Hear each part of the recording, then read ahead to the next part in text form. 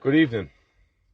I was looking at one of the stories, some Somalian fella, right? He's after getting 8 months in jail for, how'd you phrase this in a nice way, right? Ejaculating on some woman. It was on a train or a bus. Just on her, right? And the headline in one of the papers was, man jailed for putting human fluid onto a woman's dress, right? Not exactly what happened, right? Or a very safe and watered down way of describing what was after happening, right? So this fella's masturbating in public onto someone without her knowledge of it, and he gets 8 months, right? And that's filth by itself, right? But what's interesting is some of the comments I seen under this news story, and one of them was from, look, you have camps and different people, they're broadcasting the perspectives and they pigeonhole themselves into certain ideologies, right? And this one had the different colour flags, the what is light pink, light blue flag, right? Whatever it is, I think it's for the transgender people flag or whatever the case is, right? And what you can call left wing, right, or far left, whatever you want to call it. But you understand the kind of person I'm talking about, the kind of thinking I'm talking about. And the comment that they left was, that's it. The way of fixing things like this is to have segregated train carts or train carriages, right? So you have obviously one for men, one for women. Interesting.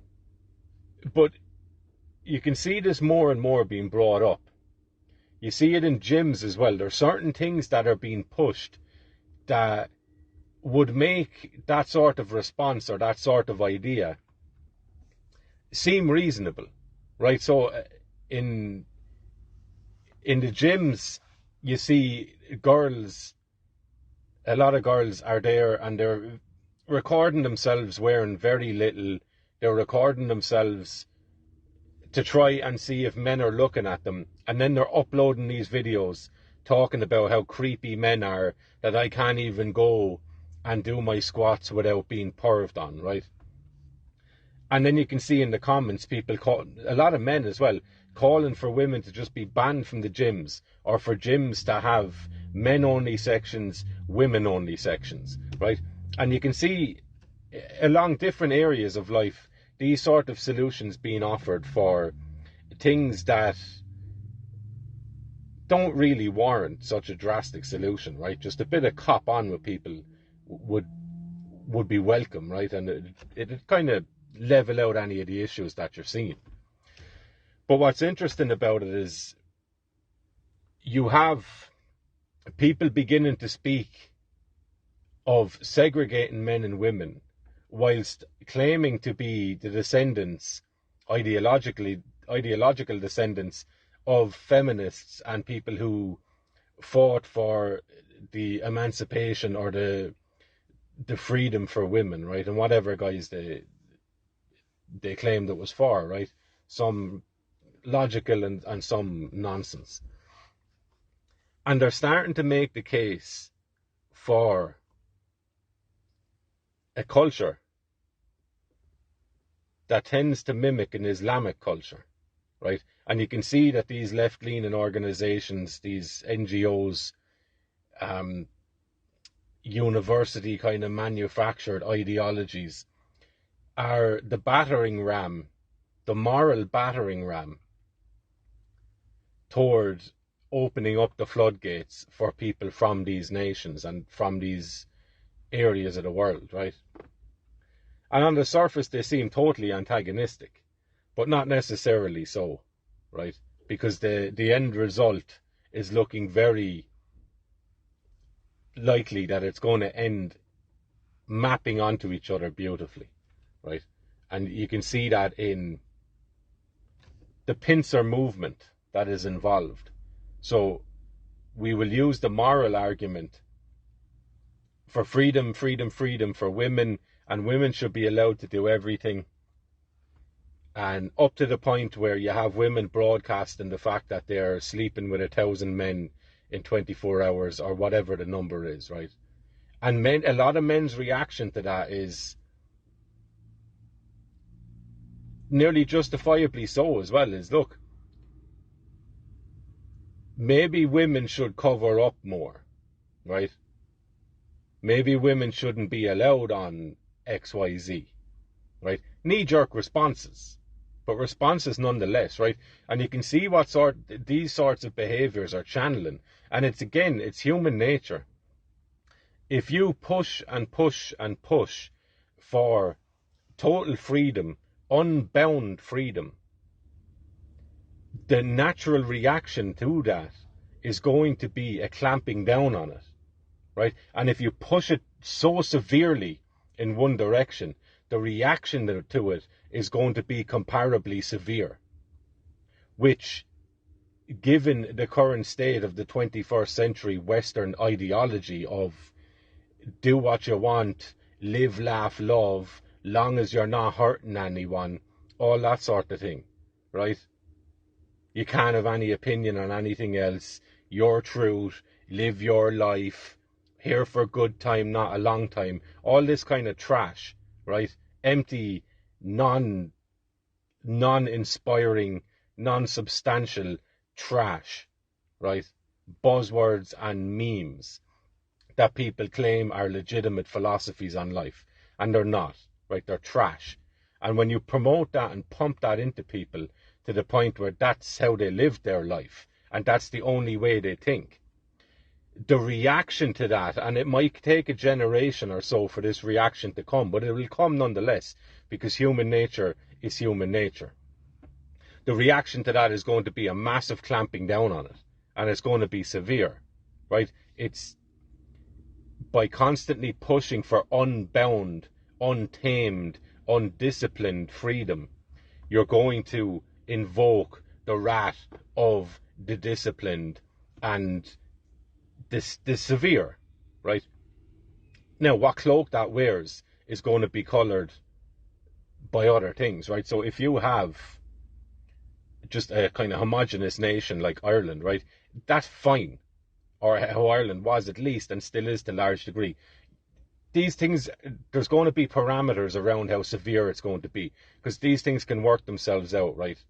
But when you start introducing hundreds of thousands of people from different cultures, you're now adding a third thing into the pot, right? And you're disrupting the natural homeostasis, or the seeking of homeostasis in a people, right? They can't find their balance anymore because there's external influences after being injected into it.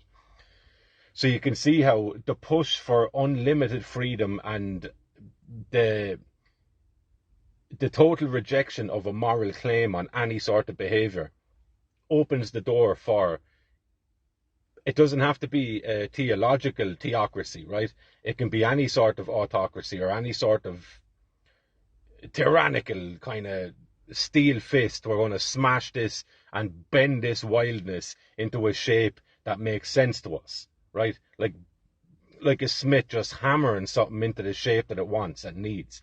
That's what you're looking at here. And the danger of that then is you have, and this will come up in women too, right? So you're going to have women who are looking at other, like some of these women who are promoting the fact that they've slept with 1,000 men. They're going to look for something that seems more traditional, right? Seems more in line with their idea of what a woman is or should be, or how one should display themselves as a woman, or how one should embody their femininity, right? So they're going to be attracted to something that is opposed to that sort of libertine nonsense, right? So they will be attracted to cultures who are more disciplined and have more what looks like respect for modesty and for covering up, right? And you can see this. You can see it happening. So you can see the two wings of the same plane here. how one will open or summon the other, right?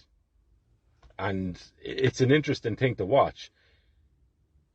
But it begs the question then of Irish men and Irish women too. So what is it that we can offer that is an antidote to that?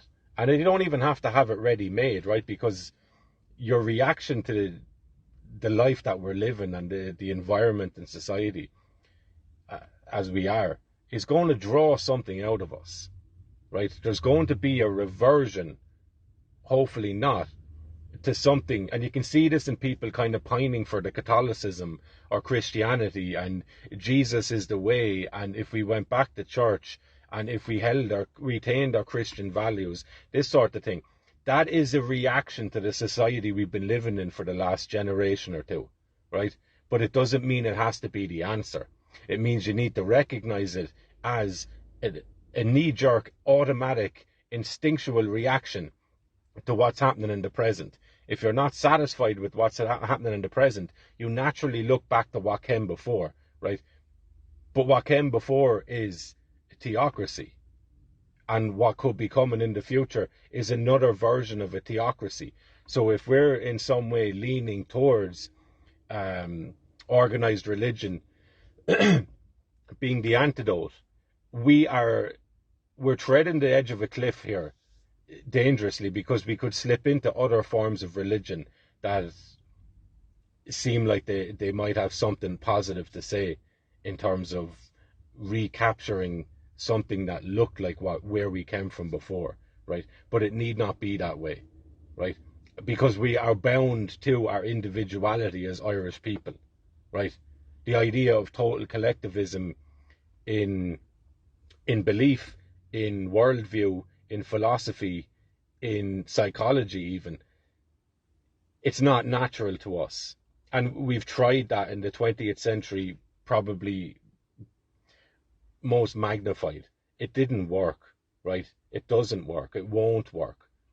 So the onus is on each of us to cultivate something in ourselves by thinking, right? By thinking and reflecting on things and being bold enough and brave enough to express our own ideas to ourselves and to have good, meaningful conversations with ourselves and to take ourselves seriously. That we all have our experience of life. We all have ideas, and some we're born with, I would imagine, right? Some we're born with, and you can look at it this way or you can reject it wholly if you want.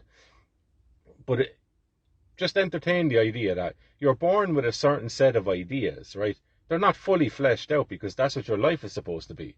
Your life is to flesh out these ideas that you've brought into the world, to write your story, essentially. You're given the table of contents. Now go, fill out the essay, fill the chapters, right? And see what your novel looks like at the end of it. What story have you to tell? Have you told it properly? Have you fleshed it out? Or is it just, does it trail off into nothing, right? So, there you go. But I just find it very interesting that the pincer movement involved in this is to set up a society that is unbound morally, right? And to promote that to the young, that you can have total unlimited freedom without repercussions. And the opposite should be the way, right? In order to be able to bend the rules, you first need to be able to live according to them, right? Discipline comes before freedom. Freedom doesn't exist in a vacuum, right? Freedom exists because of its opposite, which is restriction, boundaries. So if you push one of them to the extreme, the natural response in a people, it might be the next generation, is the total opposite of it. And you have a trap set then. And if you understand that dynamic in people's minds, because we're all privy to it, we're all victims to it, or we can all master it, right? If you understand that, and if you've enough power to be able to colour both sides of that, you can set the trap for people. And you just spring them from trap to trap to trap to trap to trap, right? So we'll go from staunchly restrictive 20th century Ireland. You don't even argue with me, right? We had censorship in Ireland in the 20th century, which is crazy, right? We had censorship. Books were banned. dances were banned. You know, your behavior was monitored and shamed, right? Did we have good elements? Yes, but we also had scandalous things because of a uniformity of our belief. Whether individually we accepted that or not, but socially we pretended we all did, right? So we move from that restriction. What's the antidote to that? The 90s, the 2000s, where you can go and do what you want and live the total opposite sort of life to being restricted. And now what have we? We've become jaded with that, and we're seeing people fall off as a result of that. People kill themselves when they've no purpose. Unlimited freedom means you've no aim. People kill themselves because of that, because they don't want it. You know, if you've all the options in the world, you never choose anything, so you don't go anywhere. You know, you kind of wander down the road a little bit, turn back, come back, go, it's here before, I don't know what to do, right? So massive anxiety, depression, identity issues, all that sort of stuff, because we're aimless, we're rudderless, we're just floating in the sea, right? So what is the antidote to that? Another restrictive form of ideology and political system. And that's what we're in. We're constantly being bounced from one trap to the other. Total freedom, total restriction. The truth is in the middle, right? And society is in the middle, if society is to have any chance. And if we're to have any sort of life worth living, it's to balance that. And we do that individually. We do it individually.